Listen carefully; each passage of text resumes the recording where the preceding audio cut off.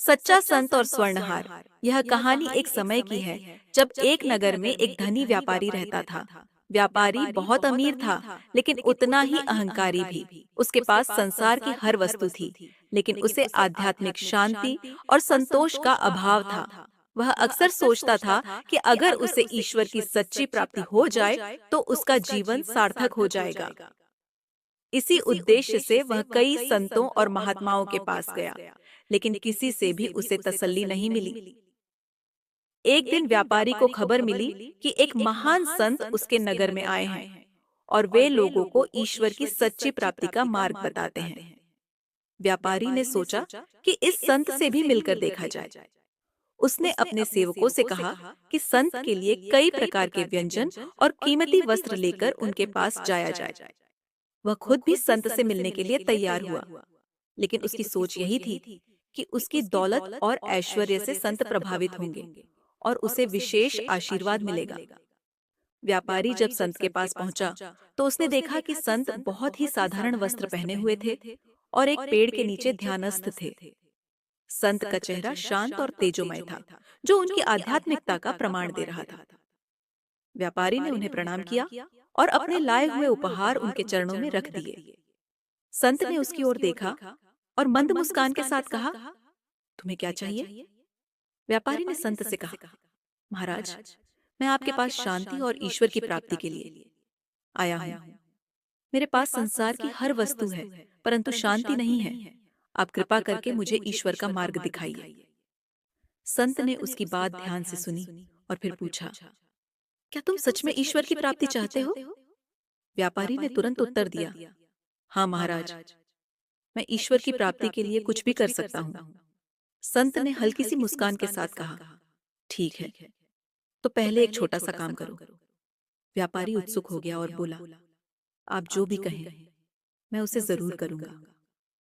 संत ने कहा, तुम्हारे पास एक बहुत कीमती स्वर्ण हार है जो तुम हमेशा पहनते हो।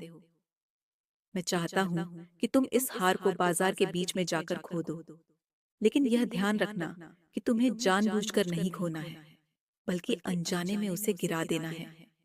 व्यापारी यह सुनकर आश्चर्यचकित हो गया। उसने सोचा कि संत यह कैसी विचित्र परीक्षा ले रहे हैं, लेकिन उसने सोचा कि यह कोई कठिन काम नहीं है। वह अपनी बड़ी संपत्ति में से एक स्वर्ण हार खो देगा तो उसे क्या फर्क पड़ेगा। अतः उसने संत की बात मान ली और हार पहनकर बाजार की ओर चल पड़ा। बाजार में चलते हुए व्यापारी का मन बार बार उस स्वर्ण हार पर जा रहा था। उसे हर समय ध्यान रहता था कि हार गिरे ना। वह बार बार हार को अपने गले पर टटोलता ताकि उसे यकीन हो कि हार सुरक्षित है। इस तरह व्यापारी बाजार में इधर उधर घूमता रहा, लेकिन हार नहीं गिरा। जब बहुत देर हो गई तो वह संत के पास वापस लौट आया। संत ने व्यापारी को देखा और पूछा, क्या तुमने हार खो दिया? व्यापारी ने उत्तर दिया, नहीं महाराज, मैं हार खोने का प्रयास कर रहा था, लेकिन हर समय मेरा ध्यान उस पर ही लगा रहा ताकि वह गिर न जाए। संत ने फिर मुस्कुराते हुए कहा, यही तुम्हारी समस्या है। जब तक तुम्हारा मन इस संसार के स्वर्ण हार की तरह माया, धन और संपत्ति से जुड़ा रहेगा, तब तक तुम उसे खो नहीं सकते। और जब तक तुम उसे नहीं खोओगे, तब तक ईश्वर की प्राप्ति संभव नहीं है। संत ने आगे समझाया, ईश्वर की प्राप्ति के लिए पहले तुम्हें अपने भीतर की आसक्तियों और अहंकार को खोना पड़ेगा। जैसे तुम स्वर्ण हार को खोने से डरते थे, वैसे ही तुम अपनी माया और संपत्ति से भी जुड़े हो।